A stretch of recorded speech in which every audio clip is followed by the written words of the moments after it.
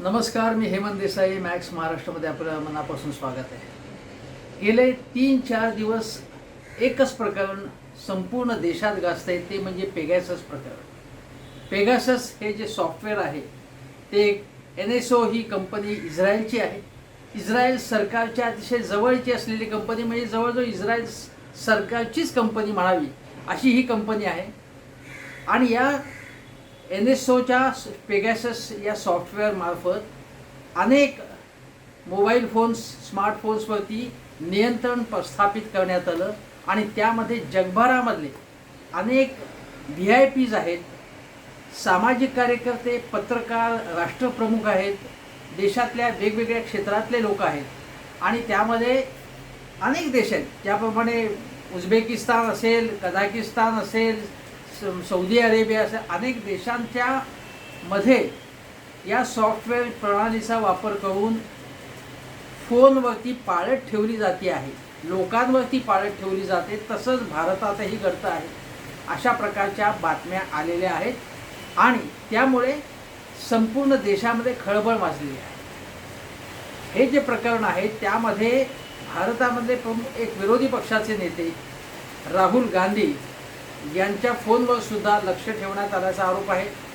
अर्थात त्याचा फॉरेन्सिक अजून जो काय त्याचा एव्हिडन्स अजून समोर आला नाही, परंतु अशा प्रकारची बातमी, ही जी लिस्ट यादी प्रसिद्ध झालेली आहे त्यामध्ये राहुल गांधी आणि त्यांच्या जवळच्या लोकांचाही समावेश आहे. आता हे फक्त राहुल गांधी आणि मोदी यांच्या संदर्भातलं प्रकरण, त्यामध्ये केंद्रीय मंत्री प्रल्हाद पटेल यांचंही नाव आहे. काही असंही म्हणतात की राष्ट्रीय स्वयंसेवक संघाच्या लोकांचाही त्याच्यामध्ये समावेश आहे. आणि म्हणजे यामध्ये पक्ष हा काही प्रश्न नाही, तर सगळ्या पक्षाच्या लोकांचे, नेत्यांचे फोन हे टॅप केले जात आहेत, त्याच्यावर लक्ष ठेवलं जात आहे असा आरोप आहे. आणि म्हणून ममता बॅनर्जी यांनी काल जी एक व्हर्च्युअल कॉन्फरन्स घेतली त्यामध्ये त्यांनी सांगितलं की ही पाळतशाही आहे, म्हणजे ही लोकशाही नाही, ही पाळतशाही. लोकशाहीमध्ये लोकांवर ते अशा प्रकारे लक्ष ठेवलं जात नाही, त्यांच्या खाजगीपणाचा सन्मान केला जातो. परंतु इथे लोकशाहीच्या नावाखाली पाळतशाही आहे आणि याचा आपण मुकाबला केला पाहिजे. कमलनाथ जे मध्य प्रदेशचे माजी मुख्यमंत्री, त्यांनी म्हटलंय की या सगळ्या प्रकरणाची सर्वोच्च न्यायालयातर्फे तपास झाला पाहिजे. आणि विरोधी पक्षांची मागणी आहे की संयुक्त संसदीय समिती नेमावी आणि या सगळ्या प्रकरणाची चौकशी झाली पाहिजे. कारण हे प्रकरण अतिशय गंभीर आहे. हे प्रकरण इतकं गंभीर आहे की फॅसिझम जो ज्याला म्हणतो आपण, की पूर्णपणे जेव्हा एकाधिकारशाही असते आणि विरोधकांना नेस्तनाबूत करण्याचा प्रयत्न केला जातो, त्यासाठी धनदानग्या वर्गाचाही त्यांचीही मदत घेतली जाते. अशा प्रकारचा जो काही फॅसिझम जो आहे तो भारतात येऊ घातलेला आहे अशी भीती व्यक्त केली जाते. आणि या प्रकरणाचं जे आपण ज्याला मूळ म्हणू किंवा या प्रकरणाच्या सदृश प्रकरण केव्हा झालं होतं, तर अमेरिकेमध्ये 1970च्या दशकामध्ये, मी स्पेसिफिक सांगायचं तर 1972 साली वॉटरगेट प्रकरण झालं होतं. या वॉटरगेट प्रकरणामुळे अमेरिकेचे राष्ट्राध्यक्ष रिचर्ड निक्सन यांना अध्यक्षपदावरनं पायउतार व्हावं लागलं होतं. म्हणजे कसं की आधी ते निवडून आले, जेव्हा निवडणुकीमध्ये निवडून आले, त्या निवडणुकीमध्येच त्यांनी याचा वापर केलेला होता. तरीसुद्धा निवडून आले ते. पण निवडून आल्यानंतर हे आम्ही निवडून आलेलो आहोत, त्यामुळे आमचं कोणी काही वाकडं करू शकत नाही असं अमेरिकेत त्यांना म्हणता आलं नाही. रिचर्ड निक्सन यांना त्यानंतर 2 वर्षानंतर पुन्हा अध्यक्षपदाची निवडणूक जिंकल्यानंतर त्यांना पदाचा राजीनामा द्यावा लागला. वास्तविक रिचर्ड निक्सन यांनी अनेक चांगल्याही गोष्टी अध्यक्षपदावरनं केल्या होत्या, की चीनशी संबंध सुधारले होते, रशियाशी संबंध सुधारले होते, पश्चिम आशियातलं वातावरण निवडण्यासाठी त्यांनी प्रयत्न केले होते, डॉलरचे किंमत जगाच्या बाजारात वाढावी म्हणून त्यांनी यशस्वीपणे प्रयत्न केला होता. व्हिएतनाम युद्धाच्या बाबतसुद्धा त्यांनी अतिशय चांगल्या पद्धतीची पावलं टाकली होती. आणि हे असताना सुद्धा या सगळ्यावरती पाणी कशामुळे पडलं, तर वॉटरगेट प्रकरणामुळे पडलं. आणि ते प्रकरण म्हणजे काय होतं की वॉटरगेट ही इमारत होती, ज्या इमारतीमध्ये डेमोक्रेटिक पक्षाचं कार्यालय होतं, जे विरोधी पक्ष होतं तेव्हा, सत्ताधारी पक्षाचे रिचर्ड निक्सन हे रिपब्लिकन पक्षाचे होते. आणि डेमोक्रॅटिक पक्षाच्या कार्यालयामध्ये काय काय चाललेलं आहे त्या हालचालींच्यावरती लक्ष ठेवण्यासाठी म्हणून काही माणसं पाठवण्यात आली होती आणि त्या माणसांना पकडण्यात आलं. त्यामध्ये इलेक्ट्रॉनिक इक्विपमेंट त्यांच्याकडची जप्त करण्यात आली, अनेक प्रकारची साधनं त्यांच्याकडची जप्त करण्यात आली, खटला चालवण्यात आला पुढे. आणि त्यावेळी तो खटला चालवण्यावरती जे संबंधित व्यक्ती होते, काही जे काही मोजके व्यक्ती असतील, जे केवळ आदेशाचा अंमलबजावणी करणारे, म्हणजे त्यांना सांगितलं होतं चोरी करा, तिथनं संभाषणाची चोरी करा, आम्हाला द्या माहिती, हे प्रत्यक्ष काम करणारे जे लोक होते त्यांच्यावरती खटला चाला. आता संपला, आता याच्यावरती पडदा टाकावा असं जे रिचर्ड निक्सन यांचं म्हणणं होतं तसा पडदा टाकला गेला नाही. उलट न्यायाधीशांनी, सिरिकी नावाचे न्यायाधीश होते, त्यांनी सांगितलं की हा इथे पडदा पडला नाही, याचं मूळ शोधलं पाहिजे. आणि मूळ शोधताना मग ते रिचर्ड निक्सन यांच्यापर्यंत ते मूळ पोचलं आणि त्यानंतर त्यांच्यावरती महाभियोग चालवला गेला असता, परंतु अमेरिकेतल्या वर्तमानपत्रांनी, म्हणजे मुख्यतः वॉशिंग्टन पोस्ट, त्याचे बॉब वुडवर्ड आणि कार्ल बर्नस्टीन हे वार्ताहर होते, त्यांनी हे प्रकरण अतिशय मुळापासून जाऊन खोदून काढलं. आणि मग त्यांनी खोदून काढलं म्हणून त्यांच्याशी स्पर्धा करणाऱ्या न्यूयॉर्क टाइम्ससारख्या वर्तमानपत्रांनी ते प्रकरण तसं नाहीच घडलेलं आहे असं करून सरकार पक्षाची बाजू नाही घेतली. जे भारतात घडलं असतं मोदी मीडियाकडून तसं नाही घडलं. उलट त्यांनी आणखीन काही शोध घेतला त्याच्यासंबंधी. सगळ्या मीडिया अमेरिकेतला हा त्या कामामागे लागला आणि रिचर्ड निक्सन यांना राजीनामा द्यावा लागला. अधिकारशाहीचा जो काय अतिरेक झाला होता त्यांना त्याचं फळ मिळालं आणि लोकशाहीचा अमेरिकेतला विजय झाला. हेच भारतामध्ये घडावं अशी अपेक्षा आहे. आता हे पेगॅसिस हे इस्रायली सॉफ्टवेअर जे आहे, ते सॉफ्टवेअर जे आहे ते कंपनीचं म्हणणं असं आहे, म्हणजे NSO कंपनीचं म्हणणं, ते आम्ही सरकारलाच विकतो आणि खाजगी कोणाला आम्ही विकत नाही असं कंपनीचा दावा आहे. आता पेगॅसिस हे सॉफ्टवेअरचा वापर कसा केला जातो आपण बघितलं.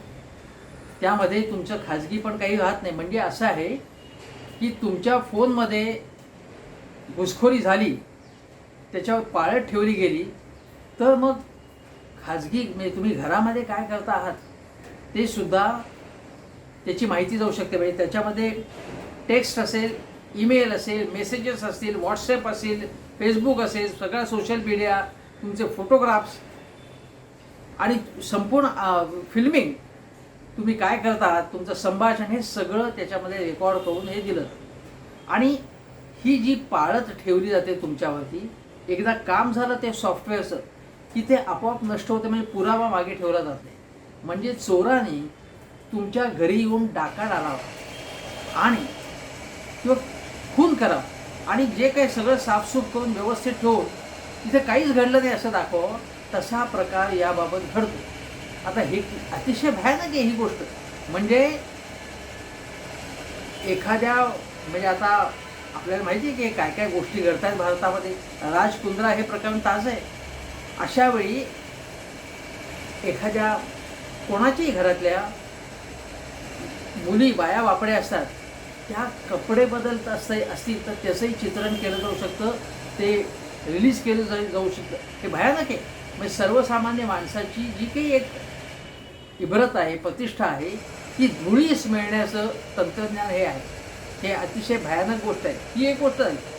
परंतु सत्ताधारी पक्ष असेल किंवा विरोधी पक्ष असेल, ते एकमेकावरती या अस्त्राचा वापर करू शकतो. एखादी कंपनीसुद्धा अशा प्रकारचं, जरी NSOचा दावा असेल की आम्ही खाजगी व्यक्तीला देत नाही, पण NSO म्हणजे काय राजा हरिश्चंद्र नाही आहे संपूर्ण सत्य बोलणारी. कारण ही इस्रायली कंपनी आहे आणि इस्रायल सरकार आणि इस्रायली कंपन्या काय वाटेल ते करू शकतात पैशासाठी. तत्वबित्व तिथे काही भानगड नसते.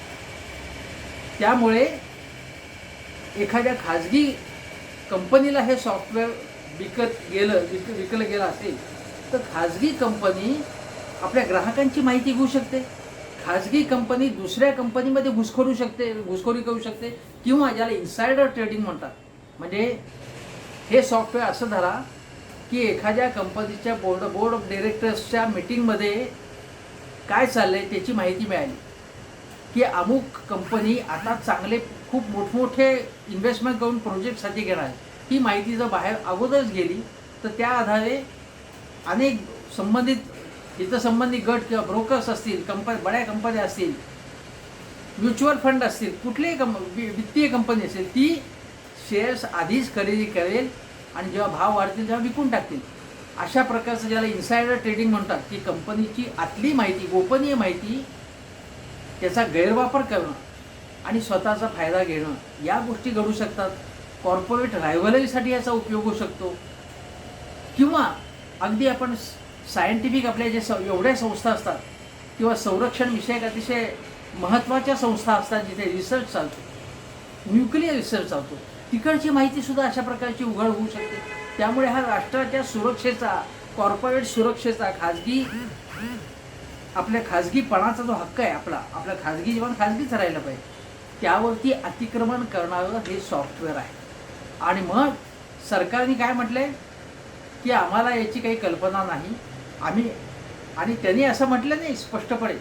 विरोधी पक्ष काय म्हणतोय की हे सॉफ्टवेअर तुम्ही सरकार, म्हणजे इस्रायली कंपनीकडनं भारत सरकारने, मोदी सरकारने घेतलं आहे की नाही. त्यावरती सरकारचं उत्तर असं आहे की आम्ही घेतलंय की नाही हे स्पष्टपणे सांगत नाही, आणि कंपनी म्हणते आहे की ते आम्ही सरकारला देऊ शकतो. मग विरोधी गटातल्या लोकांचा प्रश्न असा आहे, एकच प्रश्न आहे त्यांचा, की हे सरकारने जर घेतलं नसेल आणि तरीसुद्धा ही पाळतशाही, म्हणजे हे सॉफ्टवेअर पेगासस भारतात वापरलं जात असेल तर कोण वापरतंय ते? म्हणजे मग NSUने एखाद्या खाजगी कंपनीला विकलंय का एखाद्या परदेशी शक्तीला विकले, आणि ती परदेशी शक्ती भारतामध्ये कोण टॅप करते, घुसखोरी करते, त्याच्यामध्ये ती पाळत ठेवते. म्हणजे सरकार याच्यामध्ये इन्व्हॉल्व, कंपनी म्हणते आम्ही सरकारलाच देतो, आणि कंपनी सांगत नाही की भारत सरकारला विकले की नाही, भारत सरकार सांगत नाही की आमच्याकडे आम्ही ते घेतलंय का घेतलं नाही, काही सांगत नाही. आणि जर भारत सरकार म्हणते की आमचा काही संबंध, आम्ही घेतलं नाही, मग कोण नजर ठेवते, पाळतशाही कोण करते? पेगाससचा वापर करून इकडच्या पत्रकारांचे, सामाजिक कार्यकर्त्यांचे फोनमध्ये घुसखोरी कोण करते, हा प्रश्न आहे ना. कोण करतंय? का कुठची अद्भुत शक्ती आहे याच्यामध्ये? मग सरकारने, विरोधी पक्षांचं म्हणणं आहे की सरकार करत नसेल तर ठीक आहे ना, तुम्ही फक्त सांगा की आम्ही हे घेतलं नाही, आमचा संबंधच नाही, आम्ही करत नाही काही. पण मग तुम्ही JPC संसदीय समिती नेमून याची चौकशी का नाही करत?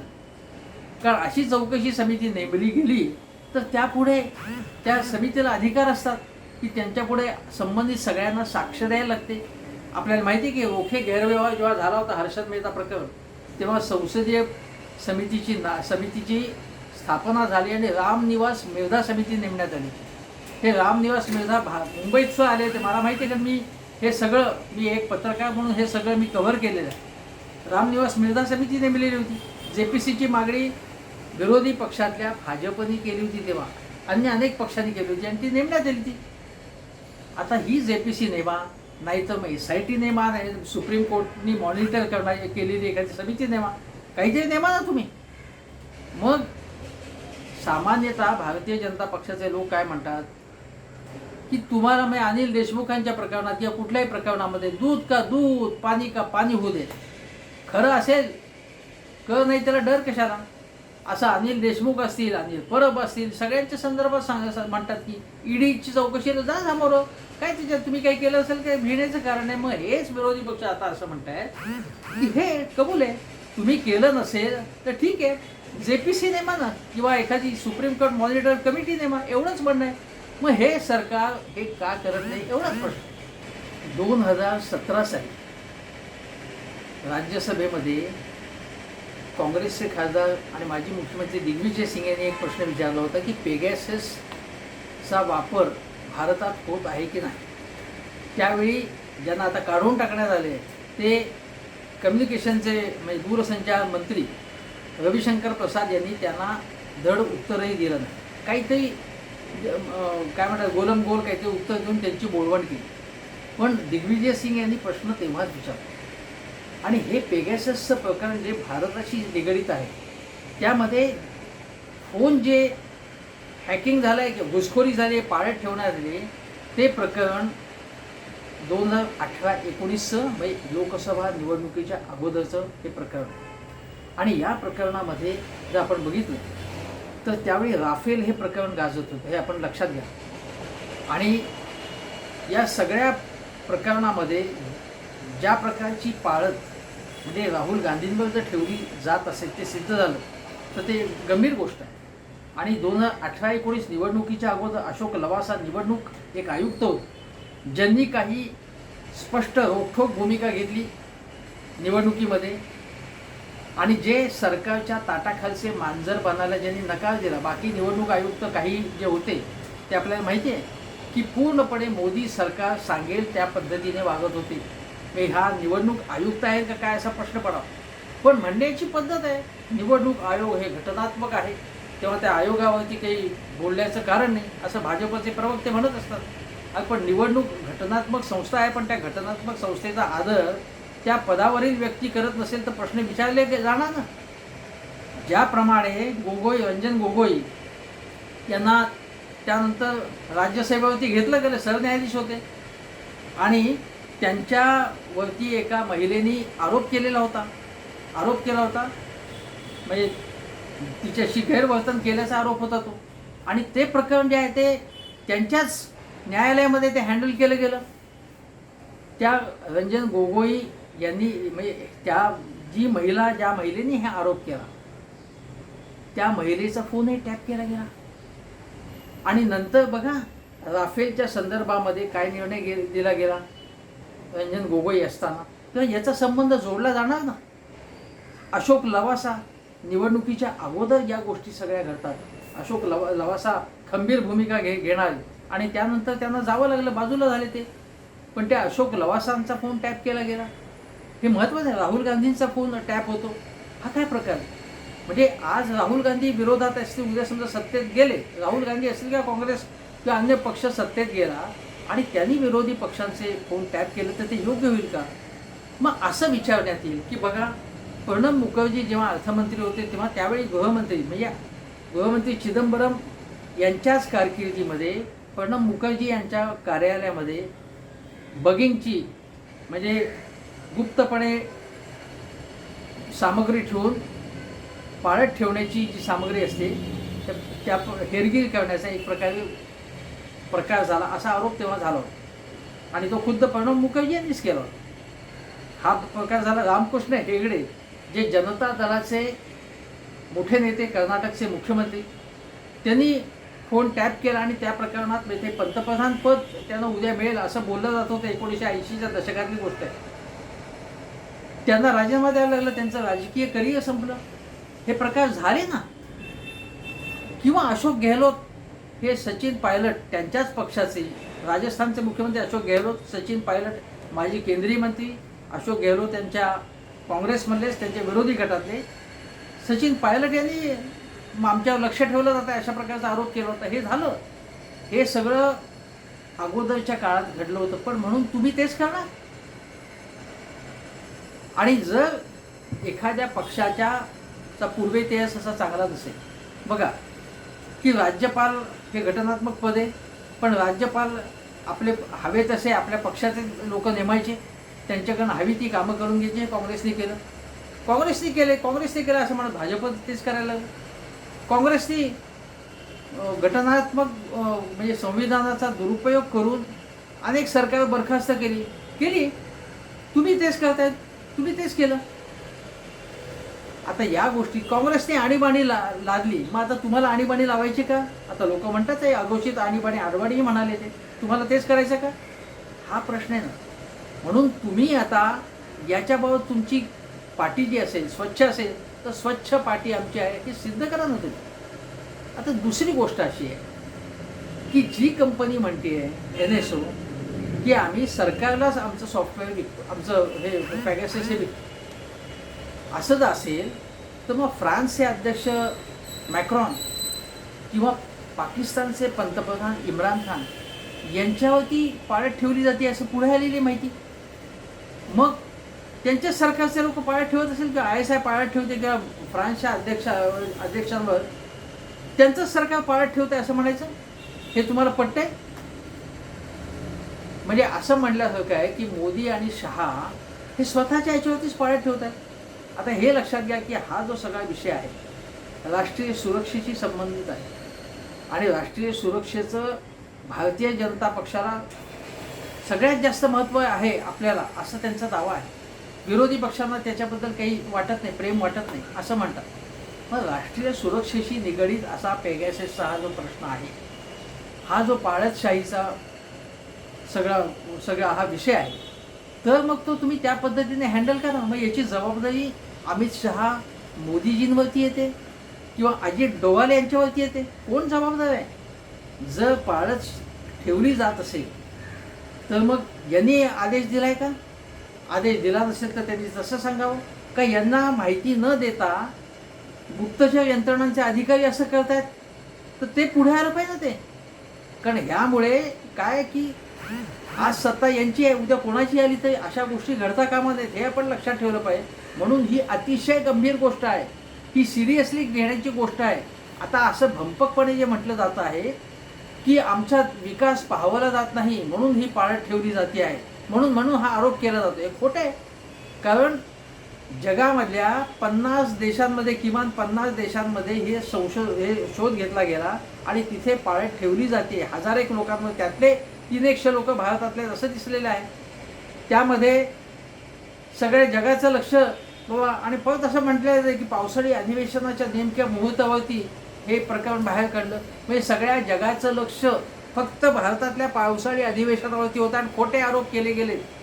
हा जो दावा आहे तो इतका भंपक मूर्खपणाचा आहे आणि आपल्या लोकांची, सर्वसामान्य लोकांची फसवणूक करणार आहे, हे लक्षात घेतलं पाहिजे. एक लक्षात घ्या, याच्यामध्ये गंभीर गोष्ट अशी आहे की या पॅगॅससचा वापर करून उद्या भारताचे पंतप्रधान म्हणजे समजा मोदी असतील किंवा शहा असेल, यांचा फोन कॉम्प्रोमाइज झाला किंवा त्यांच्या फोनवरती सुद्धा पाळत ठेवली गेली तर किती गंभीर गोष्ट आहे ही. गंभीर गोष्ट होईल म्हणजे ते झालेलं नाही, पण असंही होऊ शकतं ना उद्या. त्यामुळे हा काँग्रेस विरुद्ध भाजप असा हा लढा देण्याचं कारण नाही. हा देशाच्या सुरक्षेशी निगडीत असलेला प्रश्न आहे. त्यामुळे विरोधी पक्षांवरती केवळ शरसंधान करायचं, त्यांना देशाच्या हिताची चिंता नाही असं म्हणायचं. बघा, काँग्रेस ह्या पक्षाने काय वाटेल ते जरी केलं असलं भाजपच्या मते, आणि काँग्रेसने चुका केल्याच आहेत, कोण मानत नाही. म्हणजे काँग्रेसने देशावरती इतके वर्ष राज्य केले ना, किंवा जे विरोधी पक्षातले समजा ममता बॅनर्जी असतील, बाकीचे लोक असतील, त्यांनी सत्तेत होते कधी. ममता दिदी आता आहेच सत्तेत, पण अनेक पक्ष जे आता विरोधात ते एकदा सत्तेमध्ये होते. म्हणजे त्यांना काहीतरी देश असेल, राज्य असेल, त्याच्या सुरक्षेची काहीतरी साड असेल की नाही त्यांना, का त्यांना काहीही देशाची आणि त्यांना काही घेणं देणं, फक्त आम्हाला त्याच्याबद्दलची चाळ आहे असं म्हणायचं आहे. अशा प्रकारचं संकुचित राजकारण केलं जाऊ नये. कारण हा विषय तसा नाही आहे, तो आपल्या सर्वांच्या जीवनाशी निगडीत, खाजगीपणाशी निगडीत, व्यक्तिगत सुरक्षा, देशाची सुरक्षा, संविधान, लोकशाही याच्याशी निगडीत असलेला प्रश्न. त्यामुळे याबाबत सगळ्यांनीच जबाबदारीने बोलायला पाहिजे. आता ज्या लोकांचे फोन टॅप झाले, मी सांगितलं की निवडणूक आयुक्त असेल, न्यायाधीश असतील, ह्युमन राईट ॲक्टिव्हिस्ट असतील, सामाजिक कार्यकर्ते असेल, मुख्यतः पत्रकार. आता पत्रकार कोणाकोण याच्यामध्ये आहेत की जे सरकारच्या विरोधात, म्हणजे मोदी सरकारच्या विरोधात आत्ता जे खूप जोरात लिहित आहेत, न घाबरता लिहित आहेत, जे गोदी मीडियात जायला त्यांनी नकार दिलेला आहे, अशा लोकांच्या फोनवरती पाळत ठेवली जाते. आता त्याच्यामध्ये आता स्मिता शर्मा नावाच्या पत्रकार, ज्या अनेक देशांमध्ये जाऊन त्यांनी फार महत्त्वाच्या बातम्या आणल्या आहेत, कव्हरेज केलेलं आहे, आणि त्या इंडिया अहेड अतिशय जबरदस्त अशा प्रकारचा या इंडिया अहेड मार्फत पत्रकारिता करतात. त्याच्या अगोदर ट्रिब्यूनमध्ये त्या होत्या, आणि त्यांनी ज्या स्टोरीज दिलेल्या आहेत ते बघून त्यांच्यावर पाळत का ठेवावीशी वाटत असेल, ते समजू शकतं की त्यांनी विदेशी अनेक गोष्टी कव्हर केलेल्या आहेत. आणि त्यांना अनेकदा त्यांनी असं म्हटलेलं आहे की मी ज्या ज्या गोष्टी चीन असेल, पाकिस्तान असेल, अफगाणिस्तान असेल, अमेरिका असेल, त्या संबंधात मी लिहिते, तेव्हा मला त्या ठिकाणच्या वकिलाती असतील, गुप्तचर आपल्या IB असेल, यांच्याकडनं मला फोन येतात अनेकदा, म्हणजे चौकशीसाठी फोन येतात, पण त्यांच्यावरती लक्ष आहे, बघा, लक्ष असतं. दुसरे पत्रकार प्रेमशंकर झा हे तर अतिशय अनेक इंग्रजी वर्तमानपत्रांचे संपादक राहिलेले, हे जबरदस्त ताकदीचे लेखक आणि विचारवंत. त्या प्रेमशंकर झा यांनी अनेक अडचणीचे प्रश्न या सरकारला विचारले. त्यांचा फोनवरती पाळत ठेवली जाते. झारखंडमधले मी मोठमोठे सिद्धार्थ वरदराजन वायरचे असतील, त्यांचा फोन. पण सिद्धार्थ वरदराजन यांनी आत्ता हा जो सगळा उपक्रम राबवला जातोय, तर अनेक देशामधले सगळ्या मीडिया एकत्र येऊन त्यांनी ही शोधपत्रकारिता केली आहे. आणि त्यामध्ये जी फॉर्बिडन स्टोरीज म्हणून जे यंत्रणा काम करते, जी माध्यम यंत्रणा, ती फ्रान्समधली आहे. आणि अनेक देशामधले पत्रकार एकत्र येऊन हे इन्व्हेस्टिगेशन करतात. ज्या पद्धतीने पनामा आपण माहिती, पनामा स्टोरीज, पनामा स्कॅन्डल काढलं होतं, पनामा पेपर्स म्हणून प्रसिद्ध आहेत, ज्यामध्ये रमण सिंग यांचं नाव होतं, म्हणजे काळा पैसा, अमिताभ बच्चन यांचं नाव आलेलं होतं, ज्याच्यामध्ये ते पनामा पेपर्स, पॅराडाईज पेपर्स, हे मीडियाच्या एका वेगवेगळ्या देशातल्या माध्यमांच्या नेटवर्कनी एकत्र येऊन हे काम केलेलं होतं. आणि त्यामुळे अनेक गोष्टी उघड झाल्या. त्याचा फॉलोअप घेऊन काँग्रेसने काहीच केलं नाही, पण मोदी सरकारने तरी काही केलं का? काळा पैसा आणण्यासाठी किंवा मनी लॉन्ड्रिंग करणाऱ्यांचा शोध घेण्यासाठी आम्ही खूप सक्रिय आहोत असं म्हणण्यात मोदी सरकारने त्याबाबत काही केलं नाही. पण या सिद्धार्थ वरदराजन यांनी वायरचा समावेश आहे की या सगळ्या शोध घेण्यामध्ये, या पॅगॅससच्या उपक्रमासह वायरचा समावेश.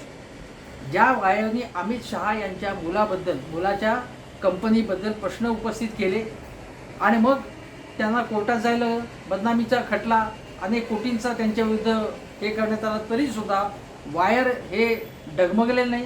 त्या सिद्धार्थ वरदराजन यांनी सांगितलं की आम्ही फॉरेन्सिक टेस्टिंगसाठी तो दिला फोन, माझा फोन त्यामध्ये घुसखोरी झालेली आहे. एवढंच नव्हे, त्यांनी सांगितलं की प्रशांत किशोर यांचाही फोन आणि पश्चिम बंगालच्या निवडणुकीच्या वेळी त्यांचा फोन त्यामध्ये त्याच्यावरती पाळत ठेवली गेली. हे बघा आपण. आणि हे म्हणजे असे कोणी वाटेल ते आरोप केले नाहीत. हे आरोप हा पुरावा त्यांच्याकडे आहे आणि हा पुरावा फॉरेन्सिक पुरावा त्यांच्याकडे आहे. हे दोन तुम्हाला सांगितले. प्रल्हाद पटेल जे मंत्री आहेत, मोदी सरकारमधले मंत्री, त्या मंत्र्यांच्या स्वयंपाकी असेल, त्यांचा माळी असेल, त्यांचा सेक्रेटरी असेल, त्यांच्या फोनमध्ये पॅगॅसिसचा वापर झालेला आहे. हे भयानक नाही का? आपल्या सरकारमधल्या मंत्र्यांवरती अशा प्रकारे पाळत ठेवायची. आणि भारतीय जनता पक्षामधले, मी आत्ता सत्ताधारी पक्ष आहे म्हणून मी भारतीय जनता पक्षाला फक्त टार्गेट करतो अशाचा भाग नाही, त्या पक्षामधले अनेक नेते जे असतील, म्हणजे जे आता याबाबत मोदी सरकारची बाजू घेण्यासाठी येतील पुढे, त्यांनी हे लक्षात ठेवलं पाहिजे की त्यांचे फोनही त्याच्यावरती लक्ष ठेवलं जाऊ शकतं, ठेवलं जात असेलच. काही भाजपचेच नेते खाजगीच सांगतात की आमच्यावरती लक्ष ठेवलं जात आहे, याचा आम्हाला अंदाज आहे. आणि बघा, कर्नाटकमध्ये ज्या पद्धतीने सरकार पाडण्यात आलं, सरकार पाडण्यात आलं, काँग्रेस आणि JDS म्हणजे कुमारस्वामी सरकार पाडण्यात आलं, त्यामध्ये पेगॅसिसचा वापर झाल्याचा आरोप आहे. मध्य प्रदेशमध्ये कमलनाथ यांचं सरकार पाडण्यात आलं, त्याच्यामध्ये वापर झाला. आणि महाराष्ट्रामध्ये काँग्रेसचे प्रवक्ते सचिन सावंत यांनी आरोप केलेला आहे की महाराष्ट्रामध्ये जे घडलेलं रामायण घडलं त्यावेळीसुद्धा पॅगॅसिसची महत्त्वाची भूमिका होती. कारण इस्रायलमध्ये जे शिष्टमंडळ गेलं होतं ते कशासाठी गेलं होतं, तर मग काही संशोधनासाठी, शेतीच्या अमुक तमुक संशोधनासाठी गेलं होतं असं देवेंद्र फडणवीस म्हणाले. पण सचिन सावंत यांनी हे दाखवून दिले की त्यांचा अजेंडा तसा नव्हता. त्यांचा अजेंडा हा आपलं जे माहिती आणि जनसंपर्क विभागाच्या कक्षेत जे काही विषय येतात त्यासंबंधी होता. आणि तो त्यांचा संशय असा आहे, त्यांनी व्यक्त केला आहे की पेगॅसिसचा गैरवापर करण्याचा प्रयत्न महाराष्ट्रातही झाला असू शकतो. माझं एवढंच म्हणणं आहे, सचिन सावंत हे अतिशय अभ्यासू आहे, अतिशय माहिती खणून काढून ते कोंडीत पकडण्याचा प्रयत्न करतात. चांगली गोष्ट आहे, त्यांचं कौतुकच आहे यासाठी. म्हणजे विरोधी पक्ष कुठल्याही पक्षात असेल, भारतीय जनता पक्षात मध्ये सुद्धा खूप चांगले नेते आणि कार्यकर्ते असे प्रश्न उपस्थित करतात ते. पण त्यांनी हे लक्षात घेतलं पाहिजे सचिन सावंतांनी की आता तुमचं सरकार आहे ना, मग दिलीप वळसे पाटील जे गृहमंत्री आहेत त्यांनी याचा तपास केला पाहिजे ना. जसं मी म्हणतो की क्लीन चिटवादी मुख्यमंत्री म्हणून देवेंद्र फडणवीस यांच्यावरती आरोप सातत्याने करणाऱ्या काँग्रेस राष्ट्रवादीने आता तुम्ही सत्तेत असाल तर मग ते क्लीन चिट देण्यात आली आणि ते सगळे आरोप खरे होते भाजपच्या नेत्यांवरती, मंत्र्यांवरचे, हे सिद्ध करून दाखवा ना. आता प्रश्न असा आहे की तुम्ही ते काही करतच नाही आणि म्हणून या हे जे विषय आहे ते अधांतिक नुसते आरोप होतात, पुढे काहीही होत नाही. तुम्ही पाठपुरावा करत नाही काँग्रेसवाले किंवा राष्ट्रवादीवाले, नुसतेच उडत उडत आरोप करतात. आणि यामध्ये एक गोष्ट मला सांगायची आहे की ममता बॅनर्जी यांनी जशी ठाम भूमिका घेतली तशी शरद पवार यांनी का नाही घेतली ठाम भूमिका. पॅगॅसिसच्या बाबत प्रेस कॉन्फरन्स घेणं, संसदेमध्ये प्रश्न विचारणं, कोंडीत पकडणं, बाहेर आंदोलन करणं. कृषी विधेयकांच्या वेळी सुद्धा राष्ट्रवादीने असं काही केलं नाही आणि आत्ताही केलं नाही. त्यामुळे ममता बॅनर्जी यांचे व्हर्च्युअल एखाद्या मीटिंगला हजर राहणं हा भाग वेगळा. पण चिदंबरम ज्या पद्धतीने पॉइंटेड लेखन करतात, टीका करतात मोदी सरकारवर, तशी पॉइंटेड धारदार टीका शरद पवारांनी कधीही केली नाही, हेही मला इथे म्हणायला पाहिजे. हे सगळं पेगॅससचं प्रकरण आहे, ते भारताचं वॉटरगेट आहे. वॉटरगेटमध्ये एक पक्ष दुसऱ्या पक्षावरती लक्ष ठेवत होता.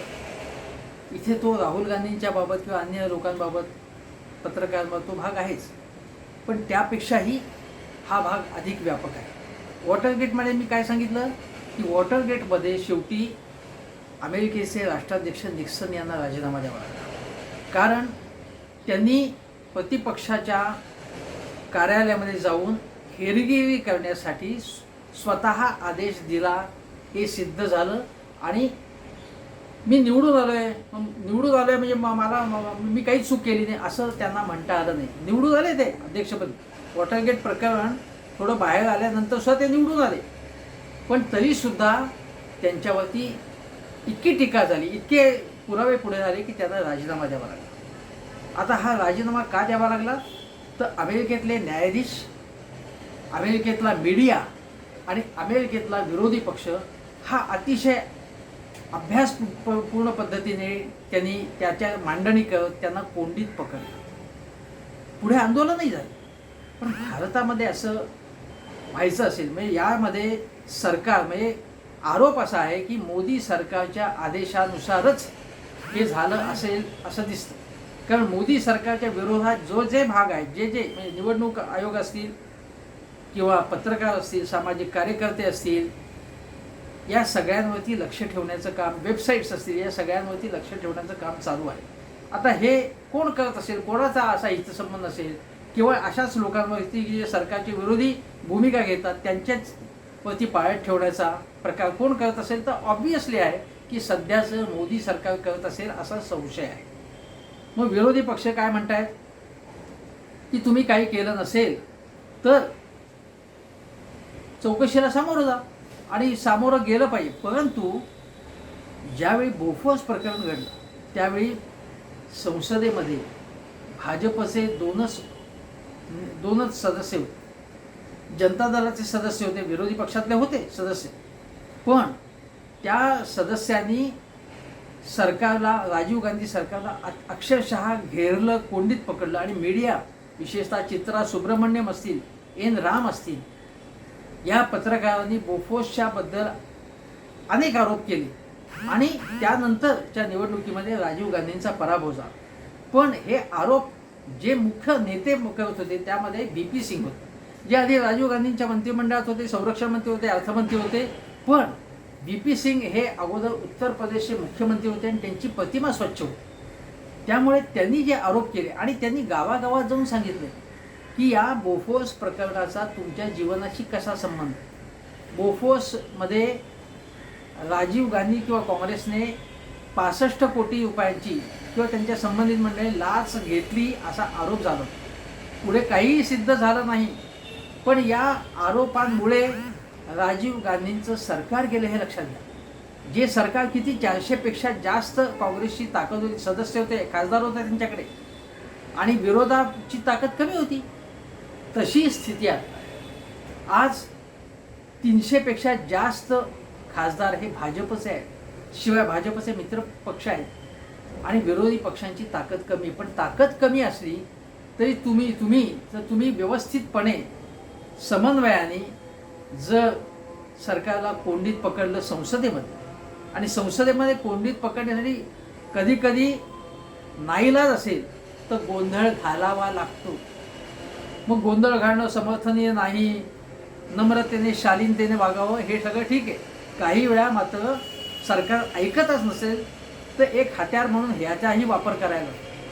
पण त्याखेरीज जर बोफस असेल, मी अगोदर सांगतो की त्यावेळी नाथपै असतील पूर्वीच्या काळात 1970च्या दशकामध्ये, 60च्या दशकात हिरेन मुखर्जी असतील, मधु लिमये असतील, मधु दंडवते असतील, यांनी सरकारला त्या वेळेच्या काँग्रेस सरकारला अनेकदा कोंडीत पकडलं होतं, यशस्वीपणे कोंडीत पकडलं. आज बघा काँग्रेसच्या वतीने बोलायला जे आहे चांगल्या पद्धतीने, म्हणजे आता राज्यसभेत जर चर्चा होऊ शकली तर चिदंबरम बोलू शकतात चांगल्या पद्धतीने, आनंद शर्मा आहेत.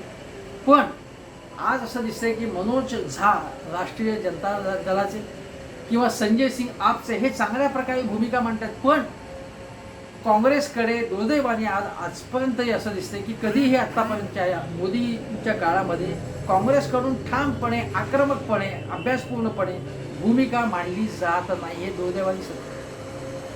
राष्ट्रवादी काँग्रेस शरद पवार यांच्याकडनं खूप अपेक्षा आहेत, पण शरद पवार या संबंधी ठाम ॲग्रेसिव्ह, चीन असेल, नोटाबंदी असेल, कृषी कायदे असतील किंवा आजचं पॅगॅसेस प्रकरण, ते त्यासंबंधी ठामपणे इतक्या ज्येष्ठ नेत्याकडनं अपेक्षा आहे, ते घडत नाही. ही दुर्दैवाची गोष्ट. विरोधी पक्ष एकजुटीने वागला, ममता बॅनर्जीने आवाहन केले तर या संबंधी सरकारला कोंडीत पकडता येऊ शकतं.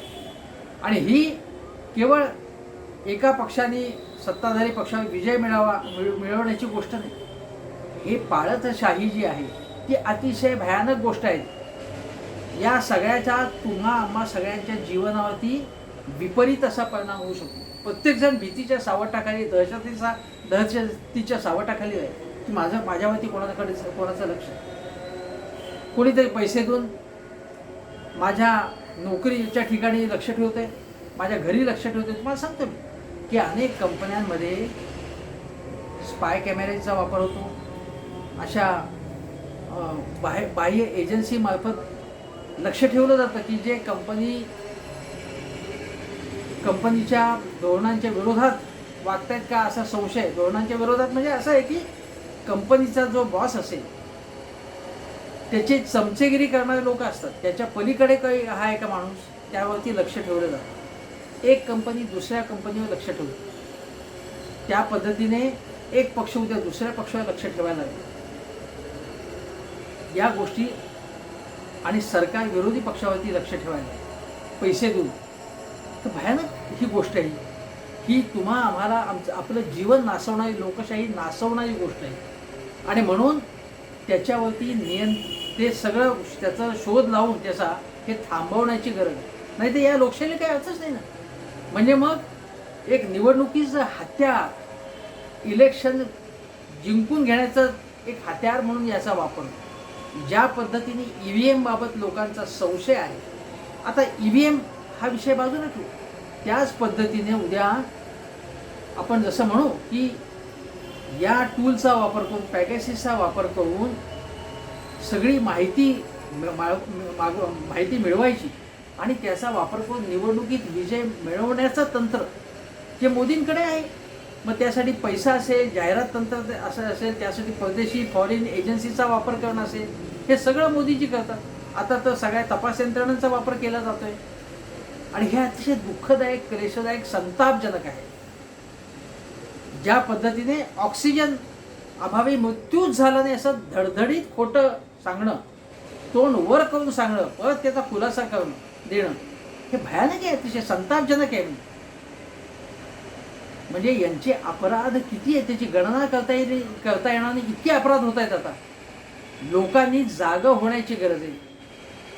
लोकांनी फक्त राहुल गांधींची आपल्या घरात बसून टिंगल करणं किंवा विरोधी पक्षांना काय, त्यांना काही अक्कल नाही, त्यांनी काय केलं इतके वर्ष, असं कुचकट कॉमेंट करणं शांत बसण्याची ही वेळ नाही. आपल्या लोकशाहीवरती घाला घातला जातो आहे आणि हा तुम्हा आम्हा जीवनावरती, तुमच्या खाजगीपणाचं जीवन आता सार्वजनिक होऊ शकेल, चव्हाट्यावरती जाऊ शकेल. हे अतिशय धोकादायक खेळ आहे तो. आणि म्हणून हा केवळ भाजप काँग्रेस असा खेळ नाही आहे.